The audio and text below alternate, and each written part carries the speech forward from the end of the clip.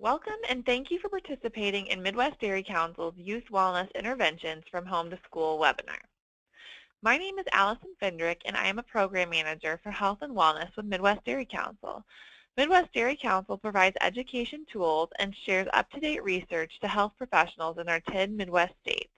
Today we have two fantastic speakers who will be sharing with us new research in child and youth wellness interventions. Our first presenter today is Dr. Susan Johnson. Susan Johnson is a tenured professor of pediatrics and joined the University of Colorado Leadership for Innovative Team Science program this year as Associate Director. She came to the University of Colorado Denver as a postdoctoral fellow and has continued within the section of nutrition in the Department of Pediatrics throughout her career. She has a secondary appointment in the Department of Community and Behavioral Health in Colorado School of Public Health, as well as adjunct faculty status at Colorado State University Food Science and Human Nutrition Department. Since 2010, she has been the co-director of the NIH T32 Nutrition Grant.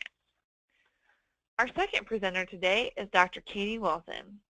Deputy Undersecretary Wilson has spent 23 years as a school nutrition director in 3 public school districts in Wisconsin and 5 years as the executive director for the National Food Service Management Institute and assistant professor at the University of Mississippi. She served as president of the School Nutrition Association in 2008 to 2009 and has also served on the La Crosse, Wisconsin Habitat for Humanity Board. Deputy Undersecretary Wilson holds a Bachelor of Science degree in dietetics from the University of Wisconsin-Stout, a master's degree in food science and nutrition from the University of Wisconsin-Stout, and a doctoral degree in food service and lodging management from Iowa State University. She is credentialed as a school nutrition specialist. We will now hand it over to Dr. Johnson to begin the presentation.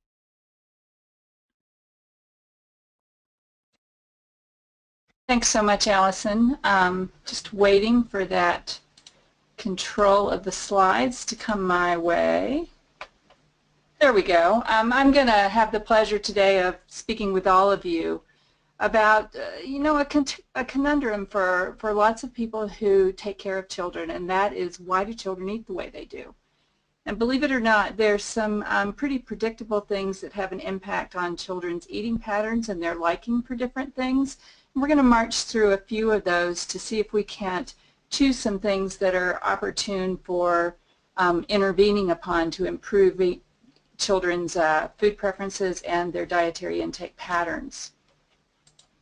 So the learning objectives that we'll cover today would include trying to identify some eating and feeding developmental milestones, to understand how practices and environments have an impact on children's food acceptance patterns, and then to come up with some strategies for caregivers about how to feed over and above what to feed children.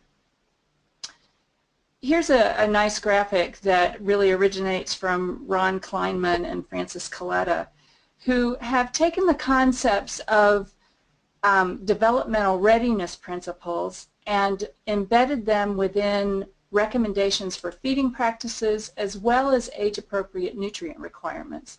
And it's the combination of all 3 of these pieces that really go best towards informing infant and child feeding recommendations, with the ultimate goal of helping the child to achieve capacity to eat effectively and to be able to do that for themselves, and also to enhance the feeding experience so that children want to learn to eat well.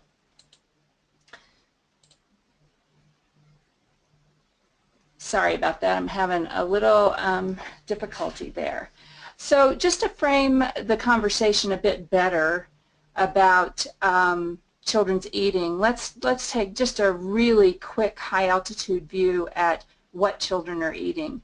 These next couple of slides give you some overall information about patterns related to children's eating over the last decade to 15 years or so. What we can see on this slide is that children's fruit intake is up slightly. Their fruit juice intake is down slightly and probably reflects some of the programmatic and policy shifts that we've had in the last 10 years. Their vegetable consumption, despite our intense intervention, doesn't appear to have changed one whit, and yet they're still consuming lots of the kinds of foods that perhaps we wish that they would be going slower on. In terms of their beverage consumption, when you look at this slide, what you see is that most children are in fact in the 1 to 5-year-old age group consuming milk. A lot of that is whole milk. Some of it is flavored milk. There's a slight bump in that over the last period of NHANES that was looked at. But really, what this slide shows you is not much change in anything except for fruit juice consumption over that last 10-year period. So let's take let's shift our focus a bit to that more the information that's more related to why children eat the way that they do. What we know about early childhood eating patterns is that they are formative. They have a relationship to what children are likely to eat later on in life, and that food preferences that are formed early on actually do predict what people are willing to accept later in childhood and perhaps even tracking on into adulthood. We know that children come into the world with innate likes and dislikes. This is a picture of an infant that's just had a drop or two of sugar water placed on their tongue. And that look on that infant's face is about as close to a smile as an infant of that age is likely to come to. We are born liking this taste of sweet, and in fact it has a pain relieving or an analgesic effect. Alternatively, we're born disliking sour and bitter. This is the same kind of gustofacial reflex, which is what we call it, when you place a drop of something bitter on a newborn's tongue. And that's a very characteristic pursing of the mouth that you see reflexively happen in response to sourness. And then here's the response to bitter. It's quite clear we come into the world not liking the taste of bitter tasting things. It's a reflex to reject them. These combinations of responses to flavor and to taste suggest that we are primed to like what we should be consuming, which is human milk, which has a slightly sweetened taste, and again primed to dislike things that might hurt us or that come from the environment that might be toxic. At the very least, it's thought that this response to bitterness reflects the need to go slowly or to take just very small tastes of things that are bitter in nature and to learn more about them before we decide to eat big quantities.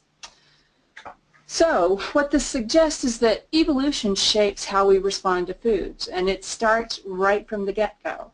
However, that's often been taken to mean that children only like sweet-tasting things, that they never learn to like the things that we wish they would, like green vegetables or vegetables that are slightly bitter in their nature.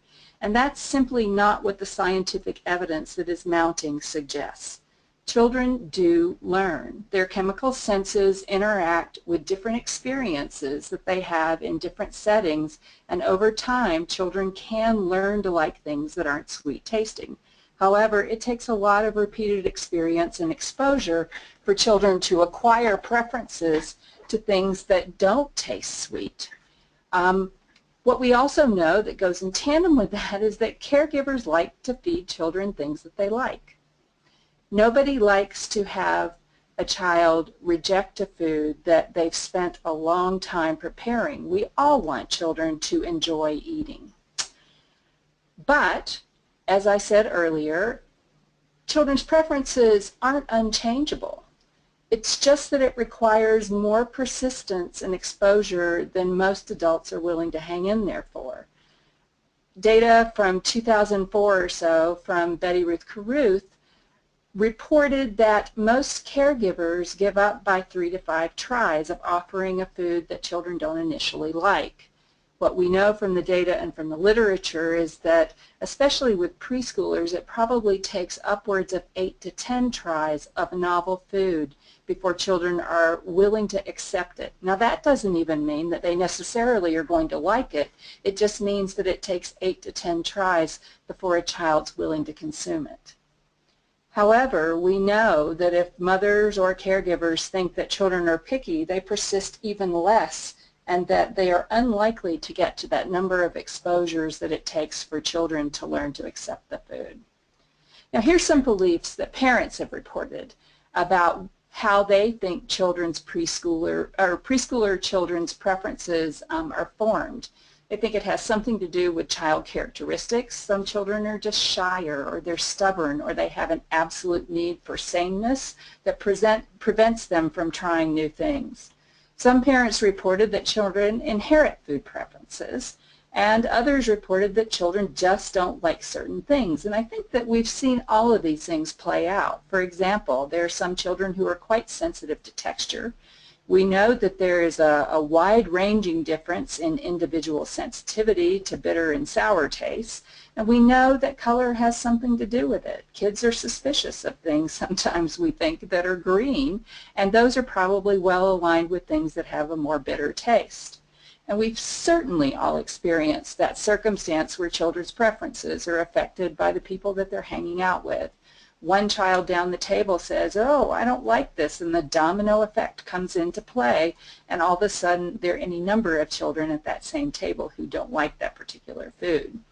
What I think we're not always terribly opportunistic about is to take advantage of that child who does say that they like things and use those as positive modeling opportunities to encourage children who are maybe a little more reluctant to go ahead and give that food a try.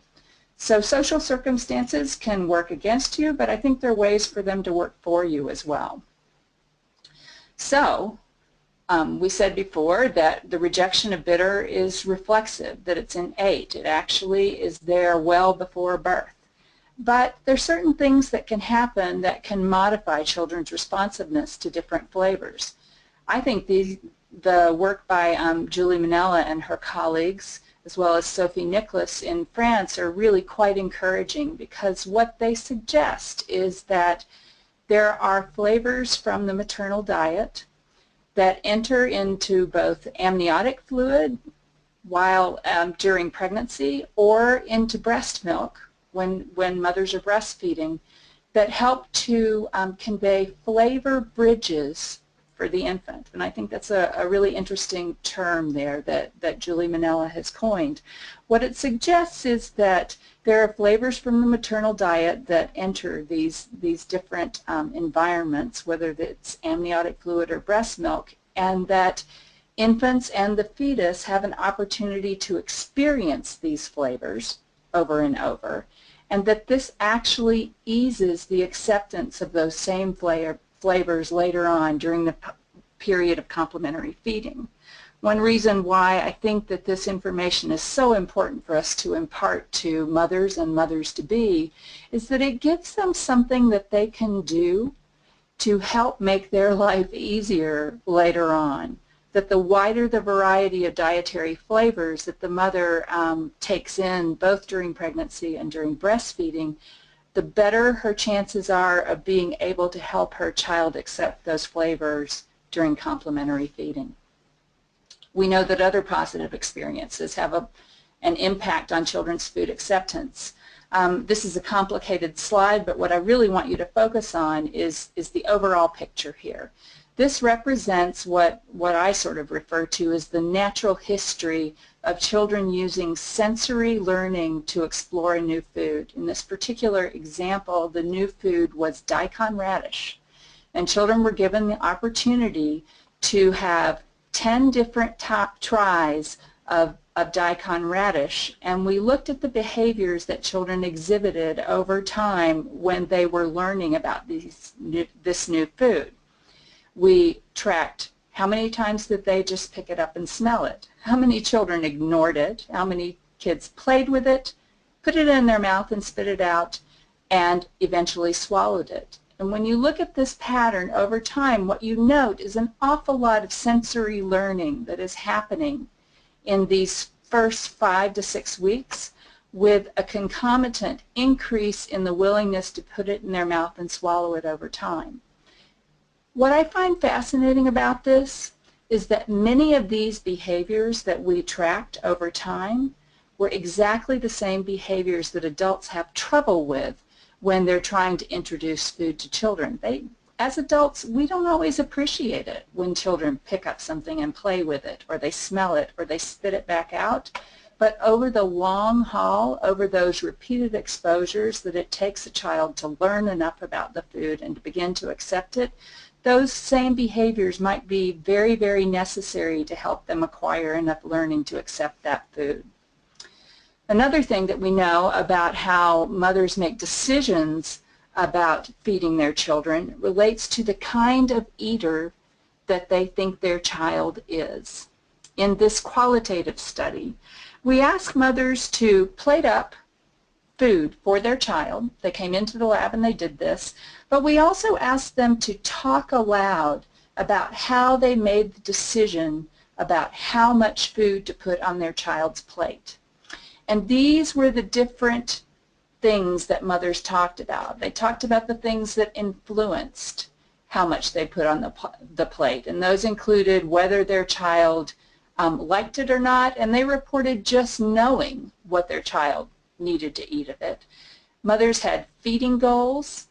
They also looked at things like balanced nutrition, and then there were some mothers who really focused more on how much the child was eating and just getting the child to eat something.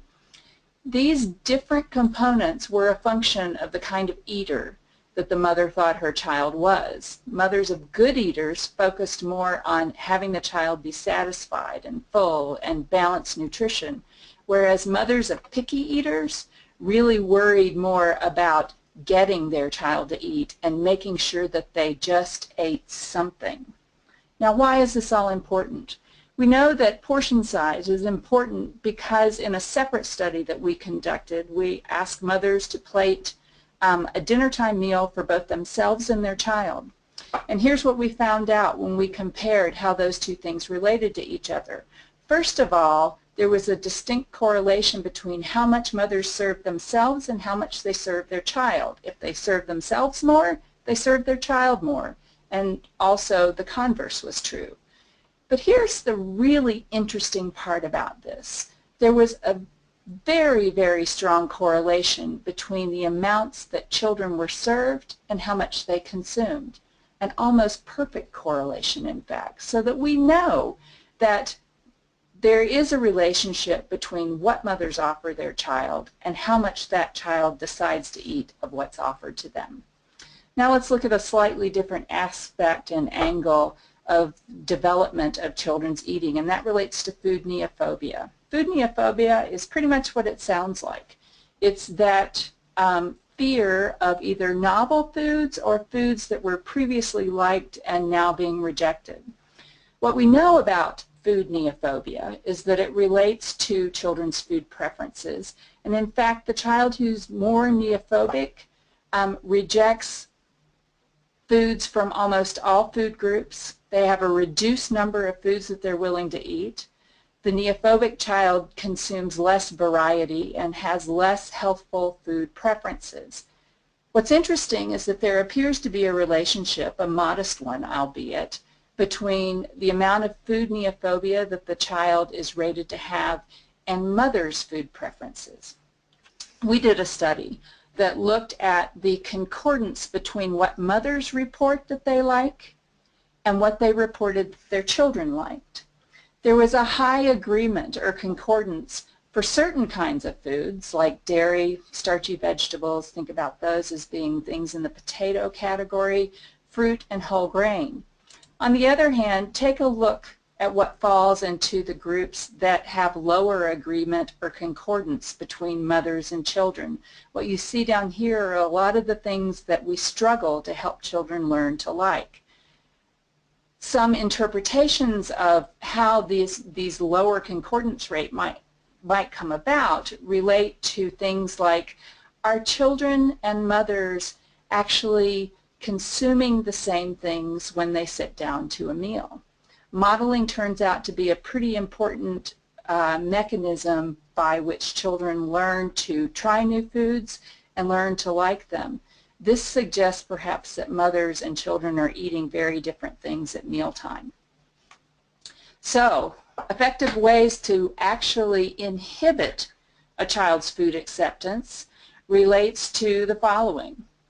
When you offer a child a reward to eat something, so for example, if you eat your peas, I will give you a cookie, it backfires, at least in the laboratory. What we find out in that situation is that children think that if you have to pay me to eat it by offering me that cookie, it must be pretty bad, and so I'm going to refuse to eat that, but I'm going to like that cookie even more. Pressuring a child to eat across several studies has been shown to have a negative effect on children's food acceptance. Interestingly enough, being permissive in your feeding style, allowing children to select whatever they wish, seems to result in the lowest fruit and vegetable intake. And catering, I think that's a really interesting term that Jackie Blissett and her group have used, shows that when you try to please a child by continuing to try to find the thing that they will eat, children tend to reject those foods more often. On the other hand, let's focus on the positive. What are some good ways that we can help children learn to increase, for example, their vegetable intake? Positive parenting practices that actually seem to result in improvements in children's vegetable intake are among the following. Positive attention or praise. Child feeding practices that encourage children to learn how to like these kind of things, including meal preparation, assisting in meal preparation, also seem to relate to positive intake of preschoolers' vegetable intake. Feeding expectations of that are high in demand and high in expectation. I think this is a really important concept to be talking with caregivers and parents of children. If you set an expectation that consuming healthful foods is just what you do in that setting or in that family, children tend to rise to the occasion and learn to consume those foods. As I mentioned earlier, modeling is very helpful in helping children to establish positive food preferences, and setting a structure and a routine also tends to work quite well. But there's another aspect that we don't often talk about, and that's the how of feeding children. There's at least two different kinds of feeding. One we term, and it's becoming much more recognized, is responsive feeding. And responsive feeding really focuses on responding to the child's internal cues and also matching our expectations to their developmental stage. It's a very child-centered approach to feeding. On the other hand, there's goal-driven feeding. It's the point of view of the person who just needs to get it done. They need the child to eat so they can move on to the 15 other life responsibilities that they have. It's more adult-centered, and it's more constrained by the environment and the SES constraints of that particular individual and their family. Let's talk a bit more about responsive parenting. Maureen Black and Frances Abood have done a really nice job of making quite concrete what it is to be a responsive parent. Caregiver behaviors are responsive if they are prompt in their attention to the child, if they're supportive of the child's need, if they are linked in time, so if they are contingent and they show change according to the child's signals, and if they're developmentally appropriate. So not too intrusive or too controlling, but they really support the scaffolding of children learning to do for themselves.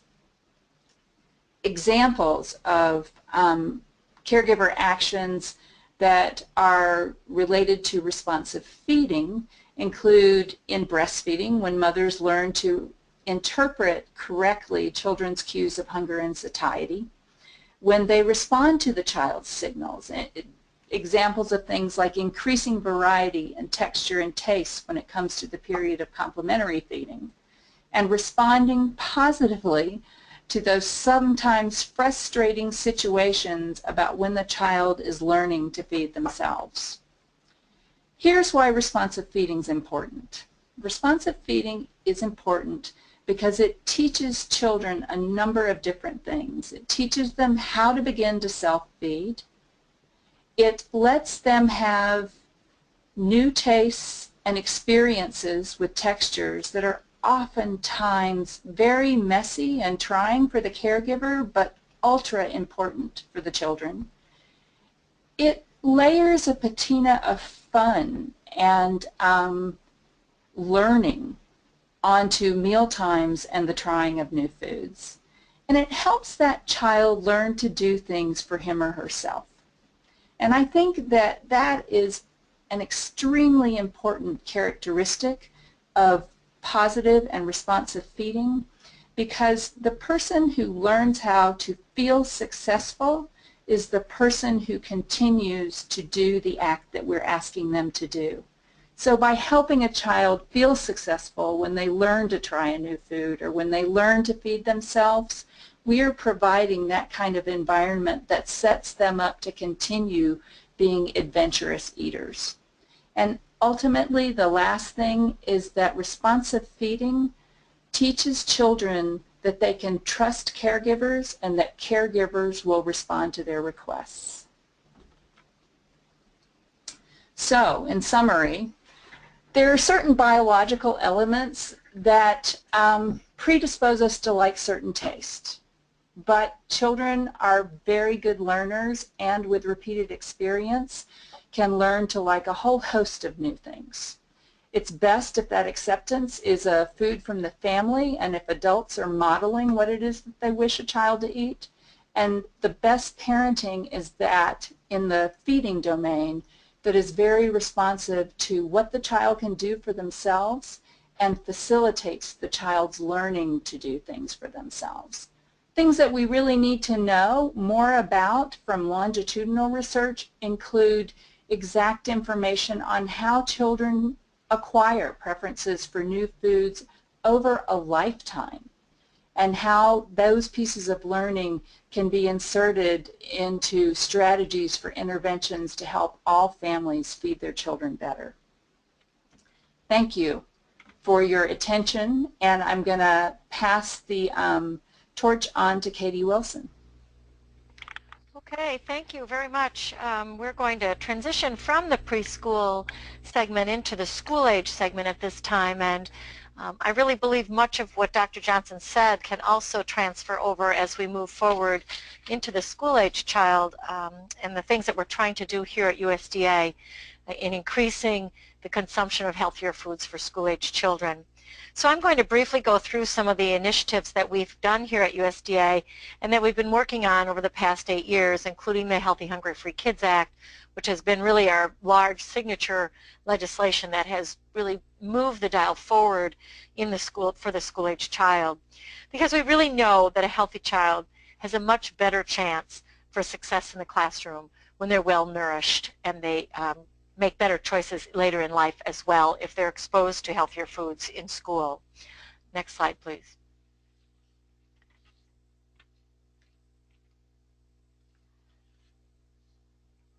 Next slide, okay.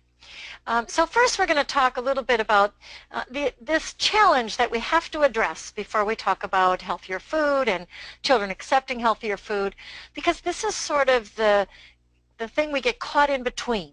We know that 1 in 10 households with children are food insecure, and yet more than 1 in 3 children are overweight or obese. Many of these factors work hand in hand, and sometimes I know if some of you are politically active, you've been asked the question, how is an obese child food insecure? Well, we know in many cases that if a child is living in poverty, if a child doesn't have access to high quality foods, they have the lack of proper food education or nutrition education, and even the levels of physical activity. Are they in a safe environment where they can do physical activity on their own, access to health care, that those children many times have access to lower quality foods or foods that are higher density in calories but lower density in nutrient value. And so this is something we really must address with our local communities, our state and federal partners, and activists as we face this combined challenge of fighting both hunger and food insecurity while also promoting healthy eating and implementing the policies that will prevent and reduce these diet-related diseases, especially obesity. We know that obesity can cause a number of issues later on in life. We really believe that we're making progress as these numbers have improved gradually year by year since the recession. We know that food insecurity is beginning to go down. We've recently published a study that showed that children in particular are at the lowest in recorded history for food insecurity, but there's still some that are in food insecure households, and so that remains unacceptable. And we have to continue to work towards finding a solution that children have the access to food and the access to healthier food as we move forward. And we know that much of their time is spent in community schools and in programs where this is a critical responsibility of those providers of the educational process, that these children have access to good nutrition and wellness activities, and that then they can foster good eating habits and lifestyle choices that hopefully will last a lifetime as well. Kind of going back to that research we just saw on how if children are exposed more than once, a number of times, will we begin to change that palate and that choice that they're making. Next slide, please. So this is where we look at this, and as you can see by these numbers, it's about access and the impact that we have on millions of children. We oversee 15 different federal nutrition assistance programs here at USDA, and of course the ones that I'm showcasing here on this webinar are the ones through the Child Nutrition Program. And these are listed here, and as you can see, these numbers are astounding. And I think when you look at them, though, you'll see where some of our gaps remain and where we need to work further at making sure children have access to meals and healthier meals. The National School Lunch Program, which has been in existence since 1946, shows that over 30 million children are accessing a healthy meal every day. But then when you look at breakfast program, although we've made great strides in improving the number of breakfast programs across the country, as you can see, it's less than half. And so we know that there's still more work to be done as we move those breakfast programs further. One of the things that has helped us increase breakfast programs in our schools is the Community Eligibility Provision, or something we call CEP. This was through the Healthy Hungry Free Kids Act, and it really allows a student to access food at no cost to the child. One of the provisions is that you must have a school breakfast program in order to incorporate CEP into your school system, and we'll talk a little bit more in depth on CEP in a moment. But then look again at summer food. We know that many of us plan vacations come summertime. We're looking forward to the wonderful warm weather, going to the beach, and yet there are millions of children that all they're looking forward to is hunger. And the anxiety of where do I get my next meal? There's a lot of worry in children when it comes to summer. So while we're looking forward to vacation, those are the things they're thinking about. And as we'll talk a little bit more about summer food as well, because we want to continue to expand the access, and that's the big word on the top of the screen. How do we include the access to these programs for students throughout the year-round? And that leads me to the next one, at-risk supper.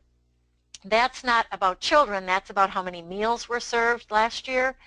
And so we know that at-risk supper is a program where children gather after school, and there's some kind of enrichment activity, or there's some other thing going on. Here you see some young children doing some cooking classes. And so we really want to look at that at-risk number as well. And how do we help children get access to these healthier foods? Because time and time again we have heard that many children have access to food only at school. And that may be because families are working, or families just don't have the income to make sure that there's food available at home. The end of the month can sometimes be very difficult for families as they try to access food. And so we're going to talk a little bit about some of these different programs later on in the slideshow, in this webinar. But just to look at these numbers, to really think about how astounding this is and the impact we have in educating children and encouraging them to try those new foods and increase their palates and increase their taste preferences. Next slide, please.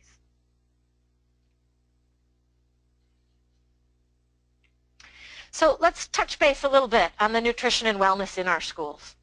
And as many of you know, the Healthy, Hungry, Free Kids Act of 2010 mandated that many changes in the school meals program related to nutrition and wellness to better align with the dietary guidelines for Americans and the current nutrition science.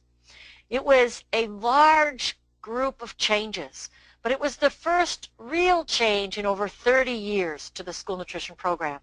We've always had a menu pattern, we've always had some nutrition standards, but this really pulled everything together, from wellness in the schools to smart snacks, what kids are getting in the vending machines, to what the snacks are being offered, what's being marketed to children, and really pulled things together as to what's on that school lunch menu and breakfast menu, and how do we expose children to different kinds of foods and food groups. I am really pleased to say that over 98% of the districts nationwide are meeting the nutrition requirements set in the Healthy, Hungry, Free Kids Act. There have been lots of challenges. There's been a lot of growth, but we recently published our 4 final rules that implement important provisions of that Healthy, Hungry, Free Kids Act. And that was wellness policies and making sure that they're there, that there's a large group of people from the community that help develop that wellness policy, making sure that it's posted and people are aware of it, and making sure that it's assessed on a regular basis to make sure that it's meeting the needs of that school. We also know Smart Snacks was the final rule was posted. And so now we're really into the full swing of the fact that the snacks sold to students have to meet a nutritional requirement as well. But these regulations really build on the progress that schools have seen across the country. Now, there have been great programs nationwide for many, many years. Healthy, Hungry, Free Kids Act certainly raised the bar and pushed everybody a little bit further. But I must say that for many years there have been really, really good programs, and I always say that the school nutrition programs are only as good as the local administration really wants them and expects them to be. They live up to the expectations of that administration.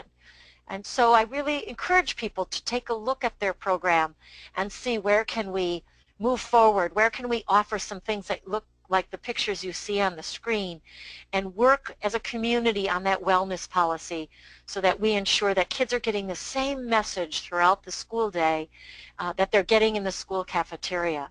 And so we've really moved this dial forward from a lot of the good things that were going on in the past as well. But these regulations build on that progress. And we know that this ensures children have access to healthy food that meet lots of good nutrition standards that are now based on science. And so we have the science of those things to really support us. I would be remiss in not mentioning our USDA foods program as well. Those foods, and some people call them commodities, we call them USDA foods. But the foods that are purchased from the USDA that schools have the opportunity to access and get into their program, they have made large strides in the kind of food that they're purchasing and the kind of food that USDA is offering to schools through that USDA foods program. It's about 20% of the food budget in any school nutrition program. We have many products that are now whole grain rich, that are lower in sodium, fruit packed in juices and water, lots of frozen fruits and vegetables as well. And then the schools have the opportunity to use their dollars in the Department of Defense fresh fruit and vegetable program as well, that get many of those new fresh fruits and vegetables into their program. So over 200 items are available to schools through our great USDA foods offerings that have come along with the rest of us as far as meeting the needs of children. We also know that research reports from the USDA Economic Research Service, the Robert Wood Johnson Foundation, the Pew Research Center, the Rudd Center, and the Harvard School of Public Health have documented widespread acceptance of these meal patterns by students, and that plate waste really was not increased based on the Healthy, Hungry, Free Kids Act. Plate waste is a whole other topic that people have had to talk about as a society as a whole, but many schools are doing very creative things in encouraging students to try new foods. And both parents and students alike have really begun to accept this new pattern and this new way of doing business in our schools. Next slide, please. And one of them, of course, is a Smart Snacks rule that I mentioned. Many of those calories that students are getting are coming from snacks. They're coming from vending machines. So we want to make sure that the smart snack is the healthy choice. It's the easy choice. You know, we're even seeing this in convenience stores. So kids are really getting used to this at school. We've also heard anecdotally across this country as I've traveled and met superintendents and athletic directors that many of them are using the Smart Snacks rules, which is a set of nutrition regulations about what can be sold during the school day to students. And they're using those same rules for classroom parties, for their concession stands. Now those things don't come under the rule, but they're saying, you know what, thanks for the guidelines because we're now using those for the things outside of the school day as well so that we ensure that the kids are getting the exact same message over and over again when they're in school and accessing foods and beverages. So next slide, please. The local wellness policy I touched down on. This is really wonderful. Our new regulation that was just posted really enhances. We had a wellness policy regulation since 2004, but it needed some enhancement. It needed community engagement, community buy-in, and so it empowers the key community members of that community to take an active role in the health of their children. It also addresses what can be marketed to children during the school day, and things, food and beverage marketed to children during the school day need to meet the Smart Snacks guidelines in order to be marketed to the students during that school day. So it really opens up that door to fostering a healthy school environment, and that the whole environment has to be embodied with this. Everyone needs to buy into this to make sure that students fully realize the importance of it. Next slide, please. So I touched a little bit on community eligibility, and this also has been highly successful for us as we've moved through the Healthy, Hungry, Free Kids Act. And what this is if you're in a low-income area where students, 40% or more of your students qualify for meal assistance, the school district, the school building, or the school district as a whole can allow schools to make the decision to partner with the federal government that students, all students would be able to receive breakfast and lunch at no cost to the student. But the important part here is that it's a partnership between that local school district. It's a local decision because the school district has to pick up the extra cost for those children that might have qualified for paid meals. But what this does is, number one, it takes away all stigma for eating school meals. It's just part of the school day. It's another tool in the toolbox for success for students. It's like getting a textbook or a ride to school or sitting in a school desk. It is just another tool that the school district decided was a critical part of the learning environment that they want to create for their students in their school. And so they have to partner with the federal government. And so taking away that stigma, we've seen a very large increase in breakfast and also an increase in lunch at the same time. So we really believe in this program. We believe that it's been successful, and many schools that are actively participating in it said, you know what, it's the best thing that ever happened, because now we're saving all the money that we were doing all that paperwork with and all the administration with, and we're putting that money right back into the program, and we're also putting that money into nutrition education in our schools as well. Next slide, please. So CACFP, the Child Adult Care Food Program, that's who runs the at-risk after-school meals or snacks, and this provides the funding for after-school programs that serve either a snack or a meal to students in low-income areas. And as you can see there, the programs, there's some rules and regulations. You have to provide care for children after school, weekends, holidays, or breaks. You have to have organized, scheduled activities and enrichment, some kind of educational enrichment activities. And then be in an eligible area. I was recently at one in Connecticut. This was the most wonderful program I've seen in a long time, where these students were making fruit and vegetable trains. And so while they were making these trains out of all these fruits and vegetables, they were tasting some. They were asking a lot of questions about others that they had never seen before. And then at the end, they had this wonderful meal. Their parents came in as well to pick them up, and the questions continued about the children were teaching their parents about the fruits and vegetables that they had been working on to develop their train. And then they were eating some of those same fruits and vegetables in their meal program. So once again, we give kids access to food and really help them fully understand that the community cares about what their whole life is about and what the outcome of that day is for them. And they're ready to go home, do their homework, and then be back in school the next day.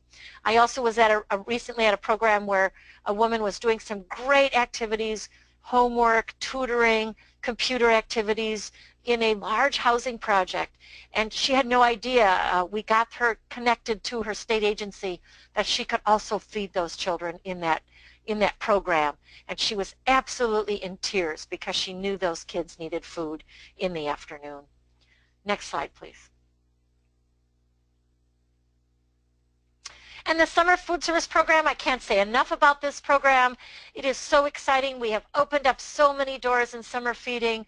We're at health clinics now. We are in libraries. We are in parks. We're everywhere kids can gather. And I just spoke to a large group in Maryland this morning and talked to them about how I see superintendents and principals and other folks there. And I asked them, why are you at the summer feeding program? And they said, you know what, it's more than just food. This is a gathering place for students to be socially active, so they're not isolated.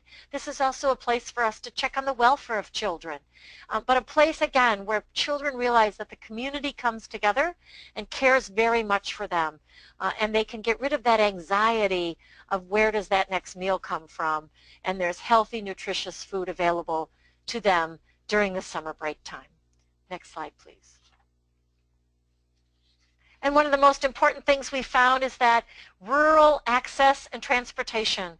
In summertime, children that are in rural areas don't always have access to get to a school site. So we've really encouraged a lot of different organizations to take on summer feeding. And many Salvation Army, YMCAs, and the school districts themselves have done what you see here on this screen, where they've taken a school bus and either painted it or left it bright orange, and they take it to the rural areas where kids can't get transportation to the summer sites.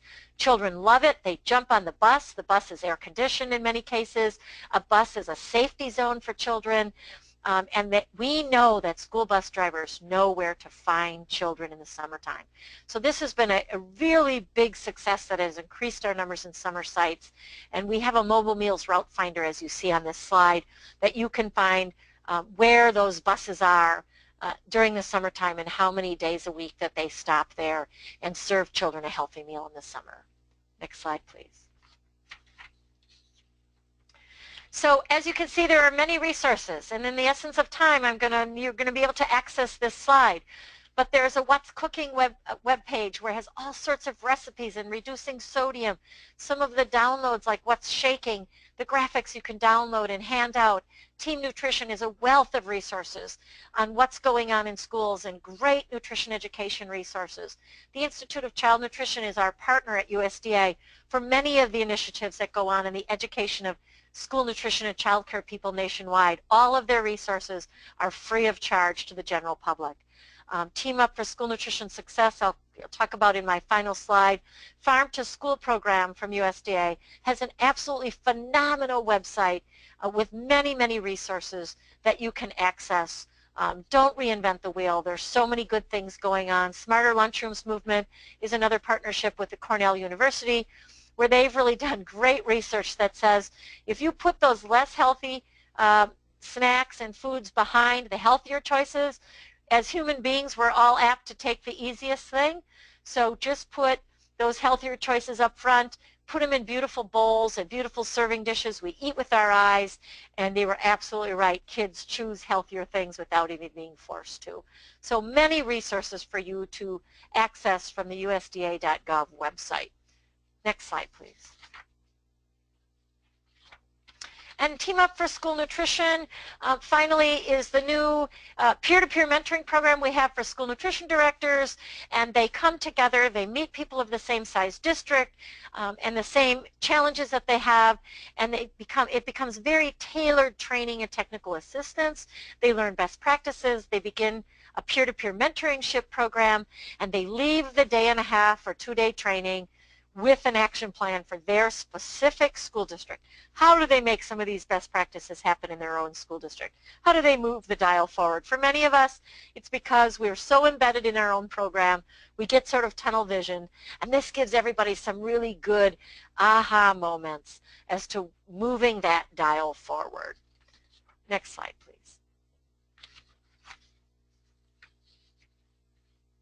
So I will close with these great websites that are available to you to access all these wonderful resources. I really think we've really begun to close the gap in food insecurity with one of the best safety nets this country has to offer, and that is these child nutrition programs that really give kids access to healthy meals and a better start and a better future. Thank you.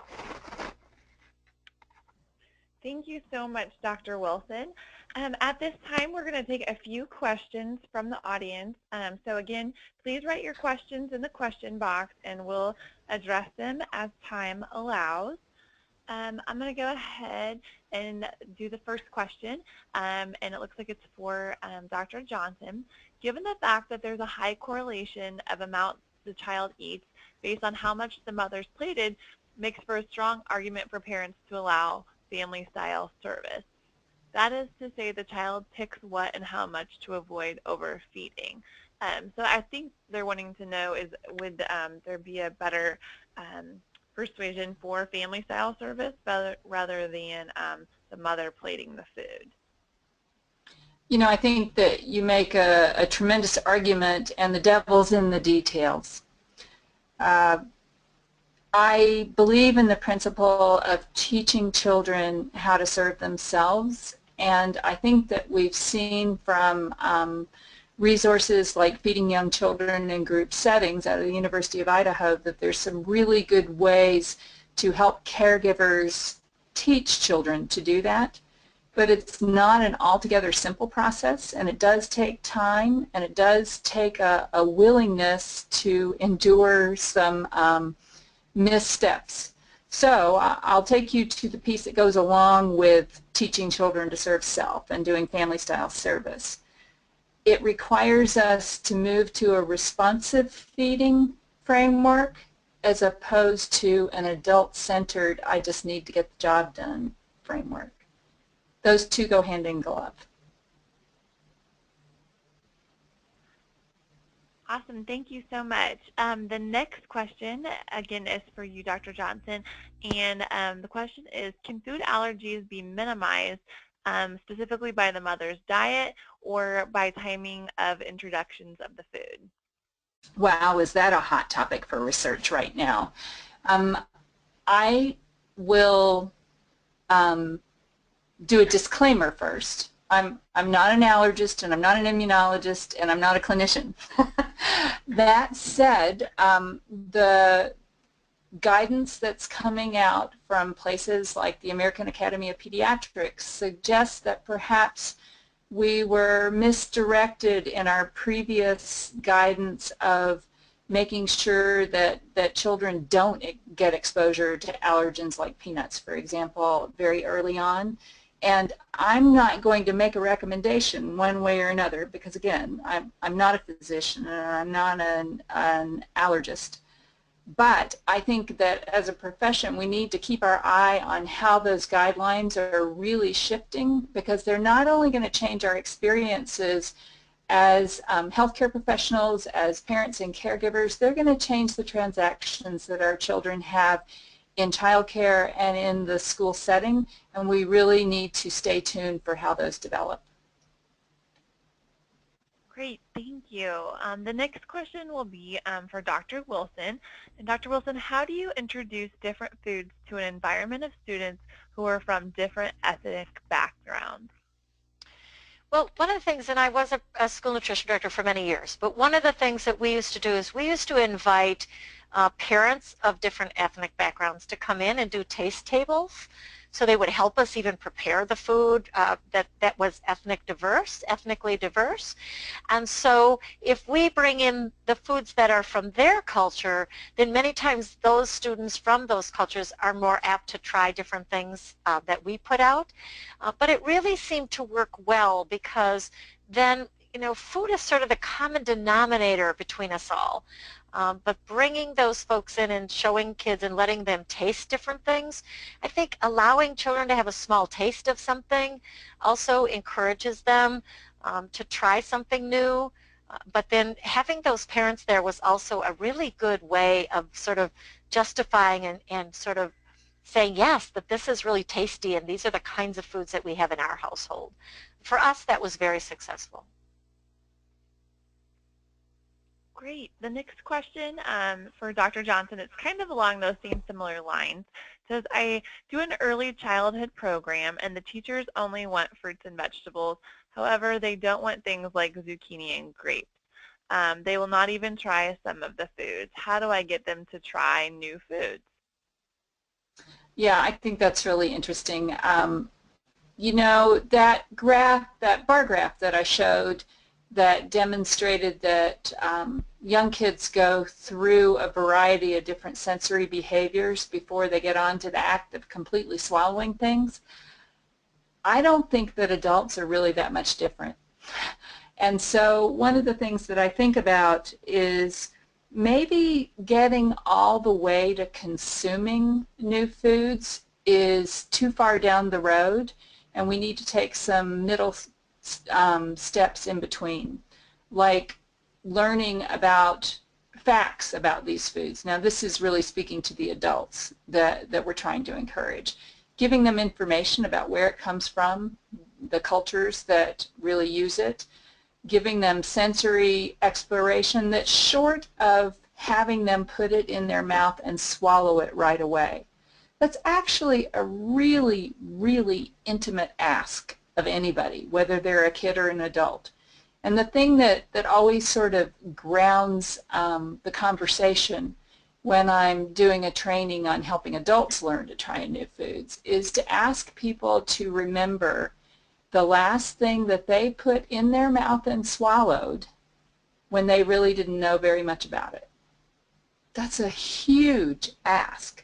So my best advice is to roll things back and make much smaller asks of these adults, and to then in turn prompt them to use those same strategies with children. Great. Thanks so much. Dr. Wilson, the next question is for you. It says, do you have any suggestions for managing personal bias that professional and lay community members may have as they serve on a wellness committee? Is there any policy recommendations for guiding principal in that regard? Well, there's probably not any policy guidance. There is some guidance as who might make up your committee, so some best practices. But absolutely, I know what this is, and I've heard of this, you know, before, and people have to deal with this in their communities. One of the things, though, that I would suggest is that once you sort of identify the positions on your committee, try to stay away from personalities and who you don't want to get on your committee, but identify what are the roles in the community of the different members of that committee, and then, you know, see people that might be interested in it.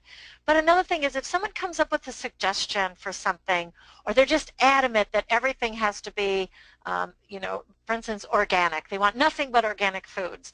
Not that organic foods are bad, but ask them to bring in the scientific research that supports their thought process, because we all want to make sure that it's based on science. We have the science in our favor. So I would ask them, can you give some examples of other schools that have done this and how they went about? Do you have best practices? So sort of put it back in their court to sort of prove their positioning. But it's a very positive, pleasant way to do that. And ask them for any kind of research that they've come across that would help us move the dial forward in that way. Also, if somebody has an idea such as that, is there a way that we can do it in one small portion? Is there something, one small thing that we can do to begin or to get started? Maybe asking that committee to do a student survey. What are the students looking for? Do they want everything to be that way or with that sort of result? So there are ways to get around that, I think, and still let that person be an active voice in your community. Thank you both so much. Due to time, that's going to be the final question today. But on behalf of Midwest Dairy Council, thank you all for participating in today's webinar. We'll be sending out a brief survey following the webinar, as well as information regarding CEU certificates via email. So thank you again for joining us today, and we hope you have a great rest of your day.